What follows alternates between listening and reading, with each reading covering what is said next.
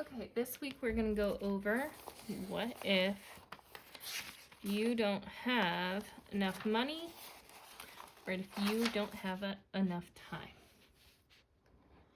So, if you don't have enough time, but you have enough money, things are easy. Let's say you have this extra $1,150 a year to save instead of spending it on, let's say, extra meals out or something along those lines. You can actually put it towards saving time. So the big things that people like to save time for. So I have $1,150 to maybe save time for. So big things to save time with is maybe home upkeep. So let's say a maid is about $15 an hour. You can have your maid help you with whatever you so choose, but let's say $15 an hour. $15 an hour. Let's say that they help you 52 days a year for 1 hour. Maybe clean bathrooms, whatever you so choose. So I don't have my calculator with me right this second, so I am gonna do this all freehand.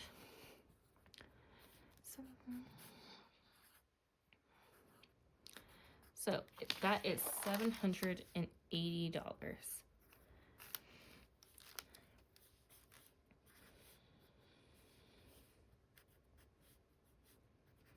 So you would have $370 left over even after that. So you can see how having some money left over, if you could have some other people take over some other time stuff that you would be doing, it would be worthwhile. The tricky part is when you have more time. Let's say that you have 2,000 hours to spend at the end of the year, but you have no money. Let's say you get to about right here and you're at $0.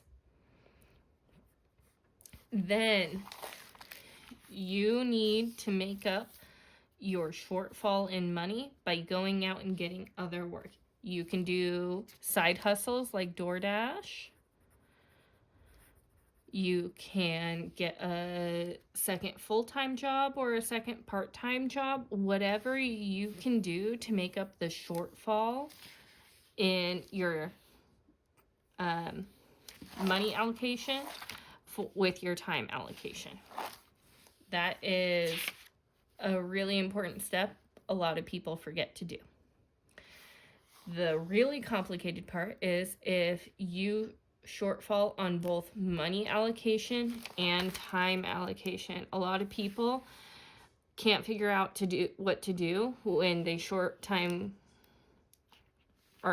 time or short on money, because a lot of people nowadays are short on both. So if you are short on both money and time, things that should be a top priority for you is build your village. You don't have to have a kid for this. You need to have a community. You need to have neighbors that like to do stuff. You need to have friends that like to do different things. If you have a friend that likes to sew, maybe they can repair your clothes for you so you don't have to buy as many clothes, reducing your money allocation. If you have a friend that likes to crochet and you want to learn how to crochet, maybe every time you guys get together, then you guys can learn to crochet while swapping some stories. And this goes back and forth. The number one thing you can do is build your village. The second thing you can do is a lot of people think that the time allocation is what they have to cut back on. Like, oh, instead of retirement, planning for retirement, I'm just not going to do that this year. Or maybe instead of planning for the future, I'm going to cut back on that. I'm going to cut back on sleep. That's where I see it a lot.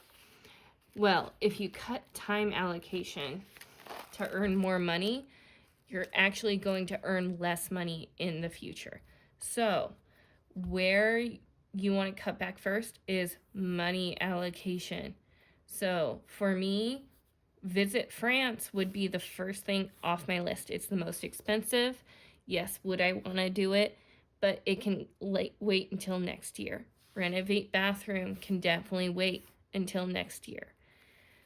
Going back to work was expensive, but overall it would actually add to my income some more, so I'm not going to worry about that much.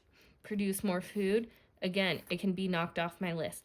Not that big of a deal. Not as important as most of these things. So, if you're running low on both time allocation and money allocation, cut back on the money allocation first instead of the time allocation. Sleep is more important than going to France, y'all. So, look at this and go from there. See you next week for Friday Find Ya.